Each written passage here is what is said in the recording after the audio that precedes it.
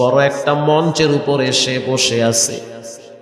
আর তার বাড়ির সামনে দস্তারখানা বিছানো আছে, হাজার হাজার মানুষ সেখানে খাবার খাইতেছে। মুসা আলাইহিস সালাম আশ্চর্য হয়ে গেলেন যে আমি কি সঠিক জায়গায় আসছি না ব্যাঠিক জায়গায় আসছি,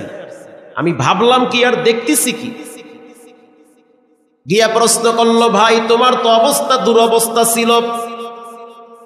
সারা জিন্দেগীর রিজিক রব্বুল আলামিন তোমাকে দিয়েছে, আমি তো মনে করেছি কয়েকদিন আরামে চলার পরে তোমার জিন্দেগি থেমে গেছে, কিন্তু এখন দেখতেছি হাজার হাজার মানুষ তোমার দস্তারখানায় খাবার খায়, ফকিরেরা খায়, ধনীরাও খায়, আত্মীয় স্বজনরাও খায়, আর তুমি এই দৃশ্যগুলো দেখে নিজে আত্মতৃপ্তি হইতেছো,